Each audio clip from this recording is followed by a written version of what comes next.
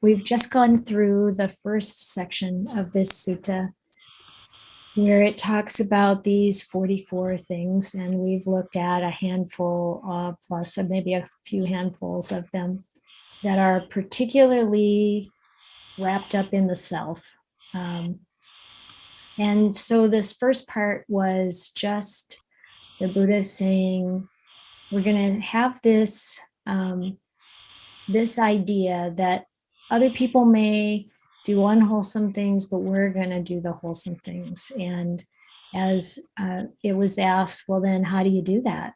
That's the important part, isn't it? So he goes through 4 more rounds of steps, really, of how to let go of these particular kinds of reactions, behaviors, etc. And this next one, this part says that there is a great value in really setting our intention.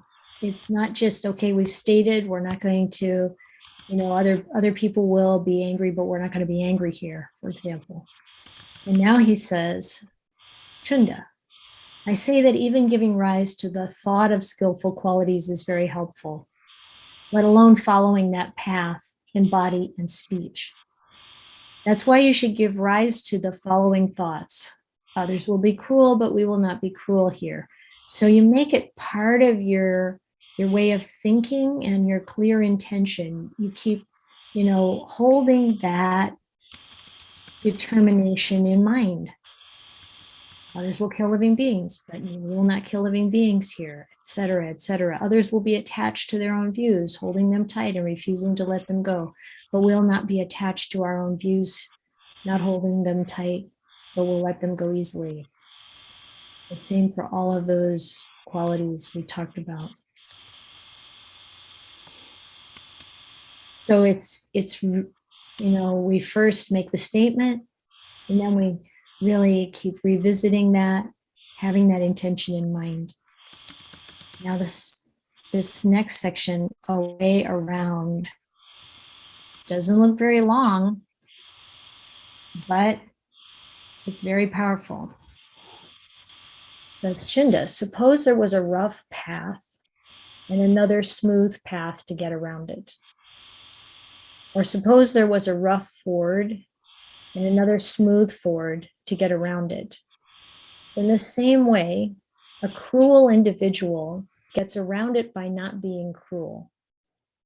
An individual who kills gets around it by not killing. An individual who's attached to their own views, holding them tight and refusing to let them go, gets around it by not being attached to their own views, not holding them tight, but letting them go easily. So if this is the real core, how do you really do it? And it takes identifying what is the particular quality we find in ourselves that we want to work with. Another translation says something like someone who's prone to being cruel, who's prone to killing living beings. Then you practice not doing that. You practice not killing. So many of you may have had this experience as you picked up Buddhism, if you did indeed pick it up along the way in your life rather than starting out being taught this from early childhood. For me, growing up on a farm, there was a lot of killing of living beings, and it was completely considered to be the right thing to do for anything that you want to get out of your way, basically, or that which isn't helpful or useful or threatens in some way something. So it's that practice of actually not killing and being kind to that living being, reflecting on how all living beings want to live. You you see ants, and some people would be like, you try to kill them, step on them, spray them, something. But after you pick up this kind of determination of not killing, how do you change that habit? The mosquito lands on you, you start to feel it, and the automatic response, at least mine in the past, was to swat it. But then you catch yourself and you don't do it. You catch yourself and you reflect on how all living beings suffer, all living beings want to live. We don't want to be the ant that's being stepped on. And we want to live and be free from pain. And so whatever that quality is, I'm going to scroll up for a minute to look at the ones I picked to include here. There's some of them. Others will have ill will, but will not have ill will here. So how do you deal with that when the ill will arises? First and foremost, turning towards it, feeling that feeling and working with that feeling.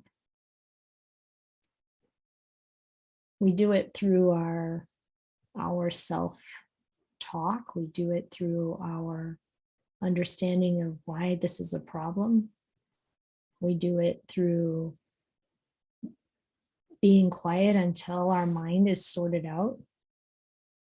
Let's go back up a little farther. How about lying? Someone told me once that he was a liar. He'd been a liar ever since he was a child. And, he got the feeling that this is something he accepted about himself. This is just how I am. But that's not how we are. We're a changing process, constantly changing. We can put in new inputs. We can make changes in our behaviors, in our attitudes, in our understandings. And so to recognize you're not a liar, you're someone who's told some lies. Why? Well, in childhood, probably to avoid punishment. And if we have some compassion for that child, and create some safety where the truth is honored and accepted and heard, then we can stop that lying by telling the truth. And the interesting part is that even though it sounds kind of like simple, we're gonna not be cruel by practicing non-cruelty. We're going to avoid killing living creatures by not killing living creatures. It's a process that we have to undertake and look at how do we change it? How do we turn from speaking harshly to not speaking harshly? Or we could put a positive alternative in there. Instead of speaking harshly, we speak gently. And of course, gently isn't always called for, but maybe harshly isn't either. And there's some other alternative that works, that's effective and kind and respectful. But it takes our investigation into our own particular brand of defilement, our own particular experience, so that we find the way that is the smooth path, and that we practice it. And it's amazing when we can shift the mind away from cruelty or jealousy or ill will or whatever, to being without that.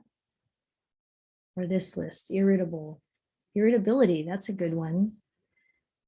Everyone has irritability sometimes. One of the periods in my life that was challenging was when my mother started to lose her memory. First thing was oh, you remember, we just did that. Or remember, we talked about this. There's that the first thing that happens, and I've talked to a number of people who have gone through this with their partners or with their parents. It's very likely that at first we think they're just not paying attention enough, and we have to impress upon them that they should remember this. But then you start to, and there's irritability. Or there's irritability around other things that people are doing. But then when we really look, what's behind that irritability? We want things to be different than they are. I don't want my mother losing her memory. I want my mother to be the person I've always known her to be. You know, intelligent, kind, sharp, available. So that irritability arises. And then how to learn not to be irritable. How to stop the reaction, first of all, not let that creep into speech. But turn toward the feeling in the heart and work with that feeling in the body. And then if we can do that with ourselves with kindness, it goes a lot better. But in each instance, practicing. And then sometimes the irritable comment comes out anyway, of course. And then we backtrack. We apologize. We say, wait a minute, I don't want to do this. Maybe I have to take a moment by myself and breathe. Or maybe I have to prepare myself. Okay, I'm going into this situation. When I say X, they're going to say Y. I'm going to feel irritable. Let's be ready. And then over time with practice, it changes. So where we were irritable before, we're not irritable anymore. Where we might have been stingy before or stubborn before, we're not stubborn anymore. And what happens, like if we're working with any of these, stubbornness is a good example. Maybe we're stubborn around certain things because of our views, because we feel maybe disrespected or whatever it is. When we let it go, when we start to rub it away, erase it, we feel so much better. We can feel the relief. Like, it's okay to admit that we're wrong. It's okay to let it go when someone doesn't want to pick up what we think is important to know. All of those things, just look at whatever situation you find yourself in. Watch the sense of self coming to the fore and pushing. And then don't do it. Really work with what's behind it. Find the smooth path, or maybe it's more like make the smooth path and then walk it.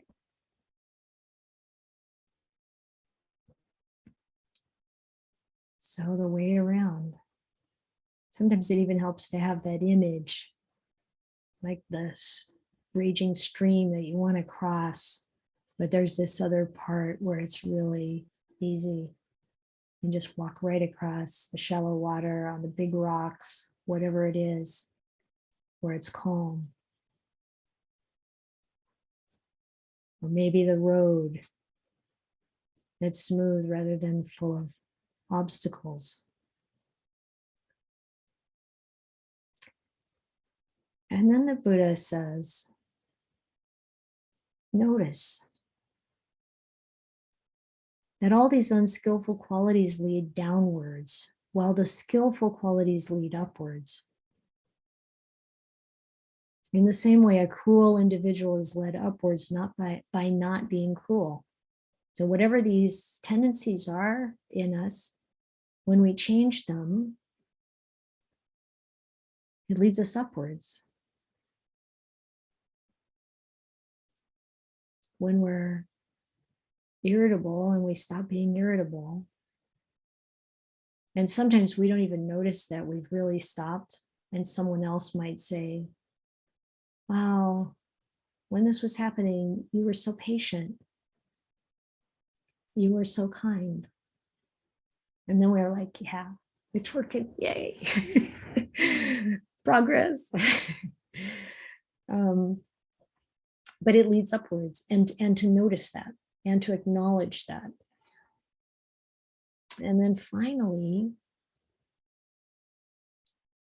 there's extinguishment. That quality is gone. And the Buddha says here, if you're sinking down in the mud, you can't pull someone else out who's also sinking down in the mud. But if you're not sinking in the mud, you can pull someone else out who is sinking in the mud. If you're not tamed, trained, extinguished, you can't tame, train, or extinguish someone else. Extinguished is a little hard. Completely free from defilements, maybe. But if you are, you can help someone else. So if you extinguish that cruelty, killing, stealing, any of the other breaking of precepts, if we extinguish any of those qualities or tendencies that we've talked about, if we learn to not be attached to our views, hold on to them tight, refuse to let them go, if that attitude, if that posture is extinguished, and we're not attached, then we can help others and we can really be happy. This is real self-effacement. This is really the rubbing away of defilements. And the Buddha says here, I've taught this exposition by way of self-effacement, giving rise to the thought, the way around, going up and extinguishing. Out of compassion, I've done what a teacher should do who wants what's best for their disciples. Now, here are roots of trees and these empty huts. So go practice meditation. Don't be negligent. Don't regret it later. This is my instruction. And the Venerable Chinda was happy with what the Buddha said.